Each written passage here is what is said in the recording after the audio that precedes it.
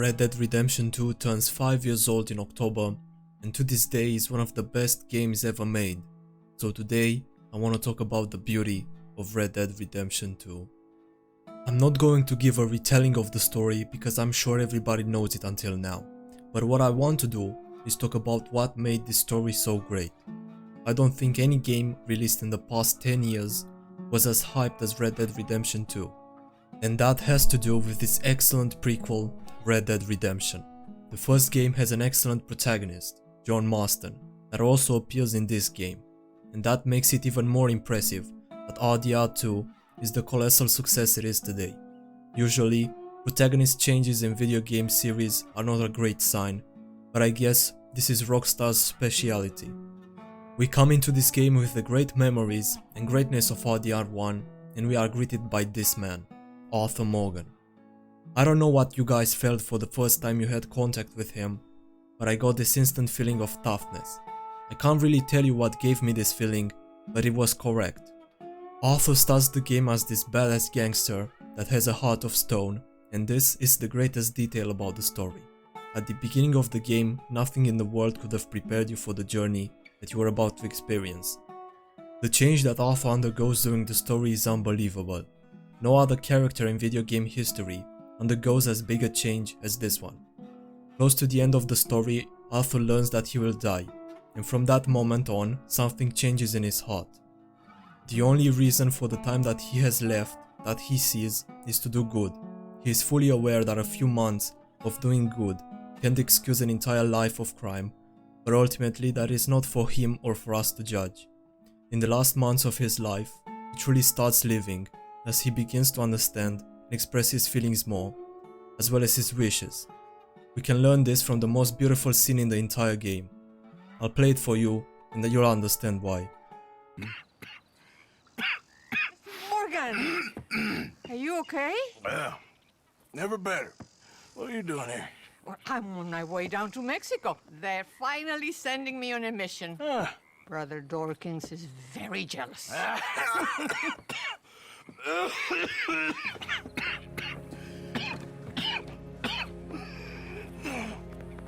What's wrong?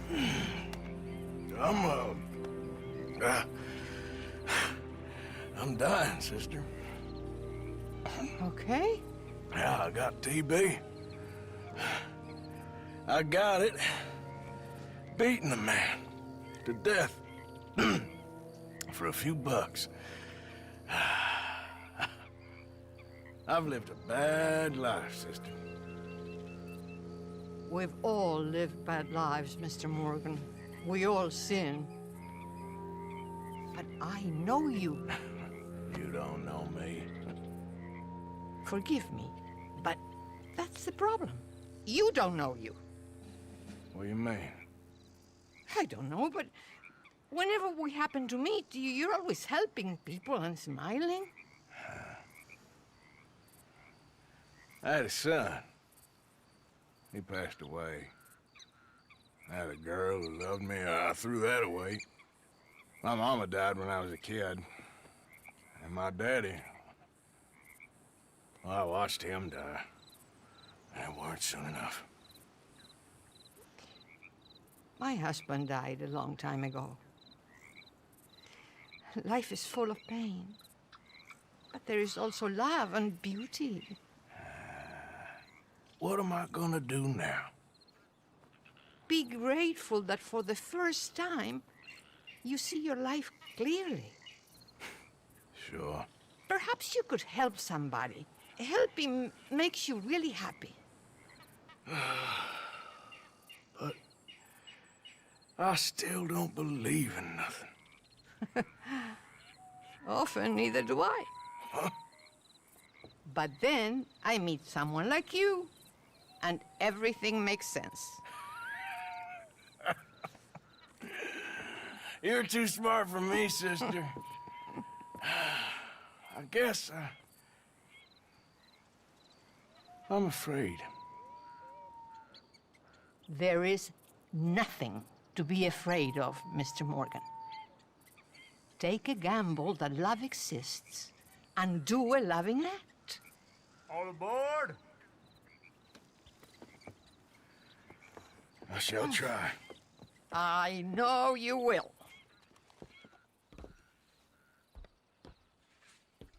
Goodbye, goodbye, Mr. Morgan.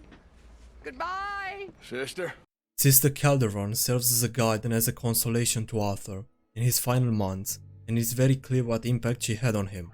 One thing I always liked about the game is the fact that when you replay it towards the beginning, you don't have the option to help the strangers that you meet by random events, the same way you can towards the end of the story. Even though you know Arthur would help those individuals, Arthur doesn't know it yet, and this detail always makes me feel sad because it foreshadows the ending of the game. Arthur Morgan is the best protagonist ever created for a video game. He might not be as badass as Master Chief, he doesn't possess supernatural powers like Dante, but he is the greatest because he is human.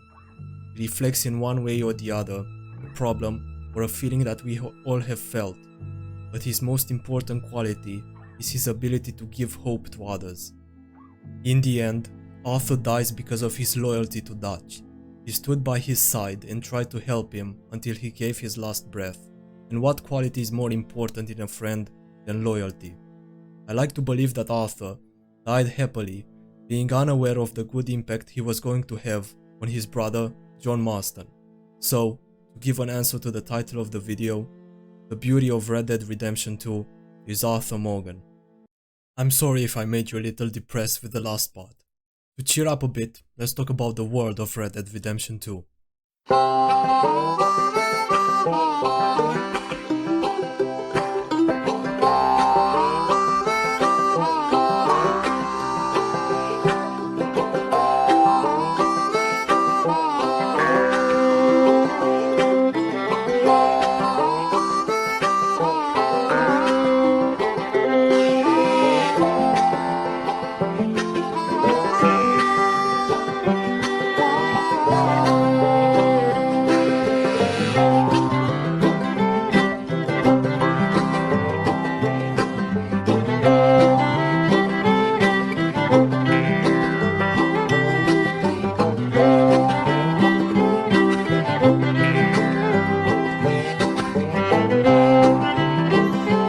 As much as I love the story, I have to admit that RDR's 2 greatest achievement is its world.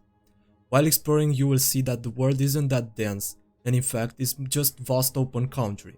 But with all that, the game never gets boring. This sense of loneliness that you will experience while exploring isn't really loneliness. Loneliness is when there is no one there, but with the world of Red Dead, there is something always there. A NPC that needs rescuing, or a random event, or just wildlife going about its day. While going to and from quests, I would always get distracted with something, and that for me is a sign of a truly great open world. I remember the first night when I first bought the game, I swear I must have spent like an hour just wandering around Valentine, not being able to believe that they managed to create such an amazing world. And this thought is almost scary, seeing that people can create an open world that resembles so closely the real world. As Arthur, you can't explore the whole map without mods, and I think this is one of the few mistakes that the game has made. New Austin and West Elizabeth are amazing, not only because they were the main part of the map of the first Red Dead, but because how beautiful they look. But honestly, I have to say that my favorite region of the map is Amberino. I always enjoyed mountains, and this game absolutely nailed the atmosphere. My favorite mission in the entire game takes place in Amberino, and is the mission where Arthur and Rhaenys Falls make the hike to the sacred place of his people.